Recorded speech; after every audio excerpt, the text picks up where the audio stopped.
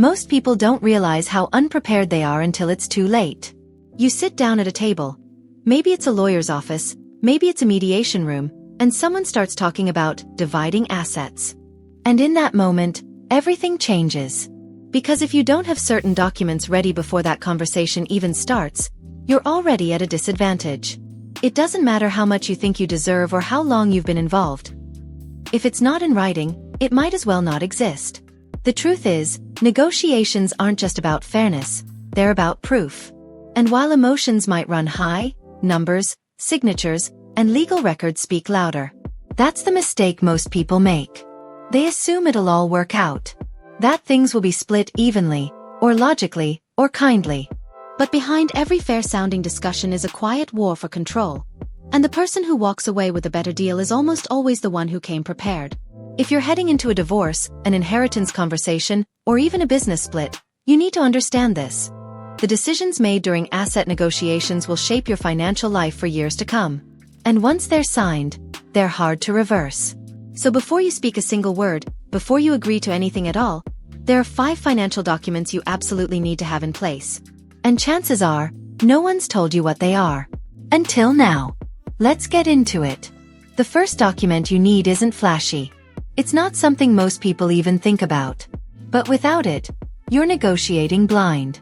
It's called a personal net worth statement, and it might be the most powerful paper you'll ever bring to the table. Here's the truth.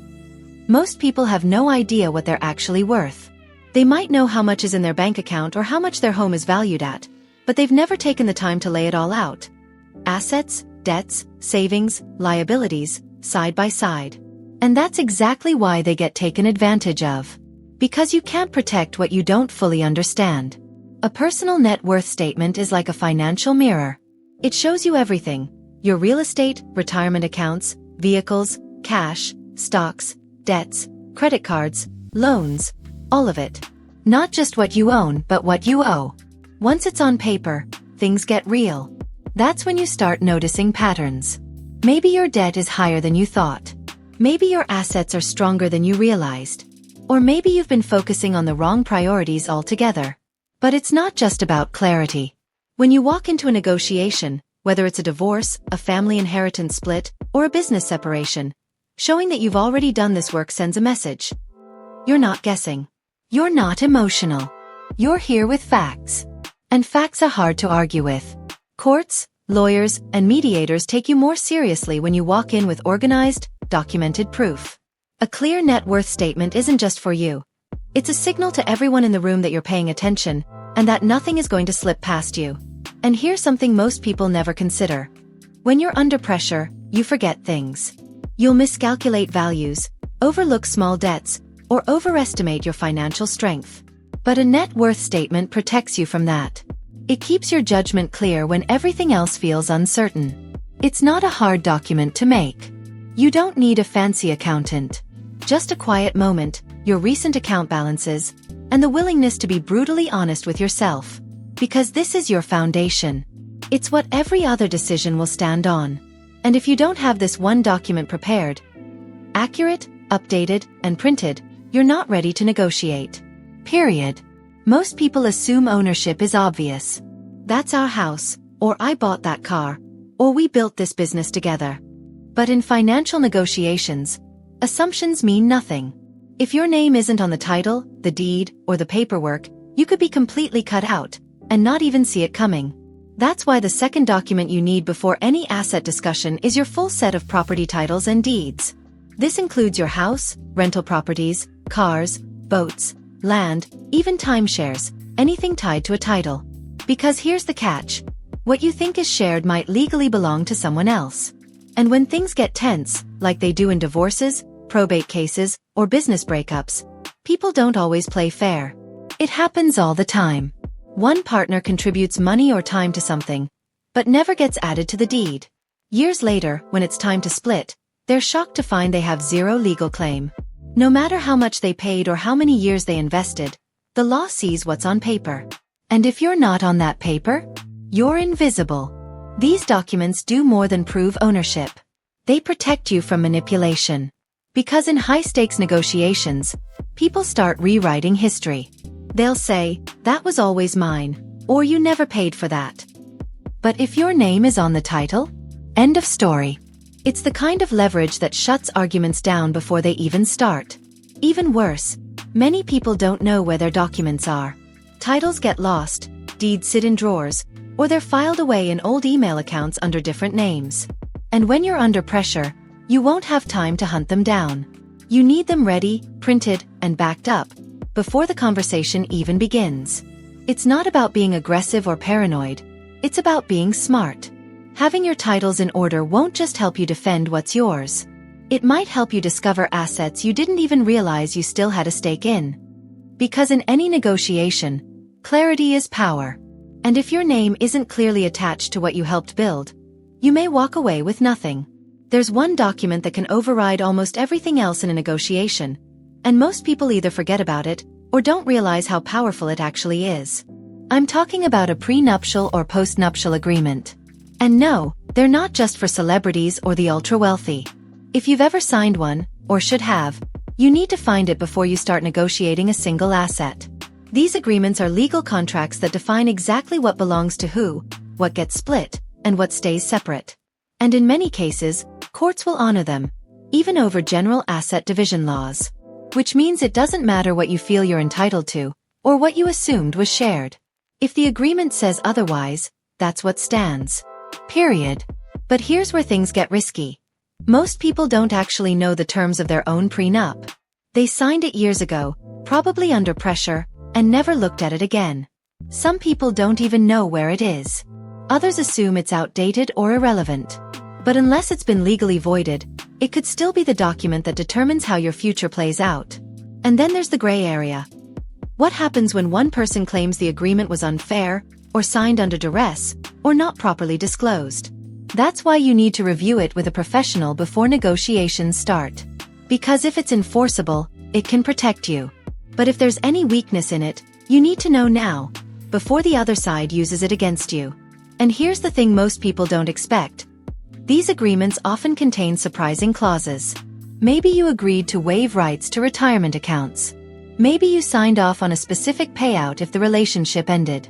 You won't know unless you read it, and you need to read it carefully. Because buried in that document could be the exact reason you end up walking away with far less than you expected. Having a prenuptial or postnuptial agreement isn't a guarantee of anything. But not having it, or not understanding it, leaves you wide open. If there's one floating around, get it in front of you.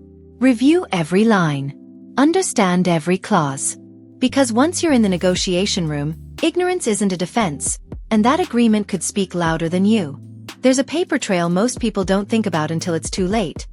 Yet it quietly holds the truth about everything you've earned, spent, or tried to hide. I'm talking about financial account statements, bank accounts, credit cards, investment portfolios, retirement funds, even digital wallets. These aren't just numbers, they're receipts that tell your story.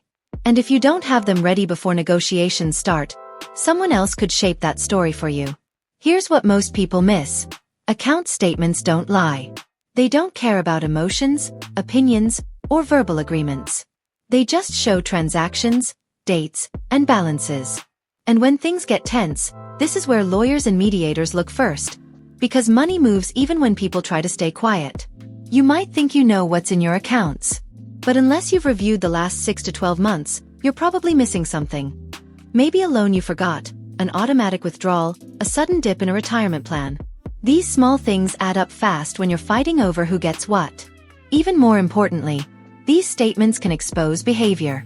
Secret spending, hidden transfers, withdrawals that happen just before a separation or a major life event. One look at a statement can raise questions no one was prepared to answer, and that can completely shift the negotiation. And let's not forget shared accounts. If your name is still on a joint account, you're still legally tied to that money, whether you've used it recently or not. If your name isn't on an account, but you contributed to it for years, you'll need records to prove it. The more detailed you are, the harder it is for anyone to rewrite the financial past. The smart move? Print everything. Sort it. Highlight what matters. Be ready to walk into the room with real numbers, because the side that brings evidence almost always ends up in control. And if the other party is already digging through your statements, While you're still guessing at balances, they're already 5 steps ahead. This isn't about paranoia. It's about power. And in asset negotiations, the clearest numbers usually win. This last one is the most overlooked, and often the one people regret forgetting the most. It's not tied to a bank account or a title. You won't find it in a legal file. But once negotiations begin, it's the category that sparks the most tension, confusion, and heartbreak. I'm talking about your non-financial assets, the items with emotional weight, personal history, or quiet value that most people don't properly document. And if you don't list them before things get divided, they have a way of disappearing. Think about it. Jewelry passed down from your grandmother. A signed guitar. Family photo albums. Rare tools. Artwork. Furniture that was in the house for decades. These aren't just objects, they're pieces of your life. But in a legal setting, if you can't prove you had them, owned them, or valued them, they can be dismissed as background noise. And that's the danger. People focus so much on bank accounts and real estate, they forget about what's inside the home, the little things that actually carry meaning. These items often don't have a paper trail. No receipts. No appraisals. So when things get ugly, they're either taken without notice, or left behind without a second thought. But here's what most people don't realize. You can protect these assets. It just takes intention. A written inventory with photos, estimated values, and even a short note on why something matters can go a long way. You're not just documenting ownership. You're reminding everyone that these items matter, too. That they're not just things, they're memory markers. And that gives them weight in a negotiation. Without an inventory, arguments turn emotional fast. That was mine. No, I bought it. It was a gift. But with documentation, it's clear. You're no longer debating who remembers what. You're showing what you've already recorded. And in a high-stress conversation, that kind of clarity is priceless. This isn't just about protecting what you own. It's about protecting what others might overlook. Because once something sentimental is gone, once it's taken, sold, or thrown out, it's almost impossible to get back. And when the dust settles, those are the losses that hurt the most. Now that you know the 5 documents, take a moment to ask yourself, if negotiations started tomorrow, would you be ready? Would you walk in with confidence, knowing exactly where you stand? Or would you be scrambling to remember account numbers, old agreements, and proof of what's yours? Because once that conversation begins, it moves fast. And the truth is, it doesn't always go the way you expect. People forget. People get emotional. And sometimes, the person who came in unprepared ends up giving away more than they ever intended. Not because they were wrong, but because they didn't have the paperwork to back it up. But here's the good news. This is one of the few areas in life where you can still take control. You don't have to wait for a lawyer to tell you. You don't need someone else's permission. You can gather these documents now, quietly, carefully, on your own terms, so that when the time comes, you're not just reacting, you're ready. Because this isn't just about money. It's about freedom. It's about walking into one of life's hardest conversations with clarity, confidence, and proof. So if you've recognized even one area you need to work on, don't wait. Start now. Print the statements. Find the agreements. Make the inventory. You'll thank yourself later. And if this video gave you something to think about, or helped you feel more prepared, leave a comment below and tell us what stood out to you. We read every message, and your stories help others who are going through the same thing. If you haven't already, be sure to subscribe and turn on the bell so you don't miss future videos that could make a difference in your life. Thanks for watching, and take care of what's yours. No one else will do it for you.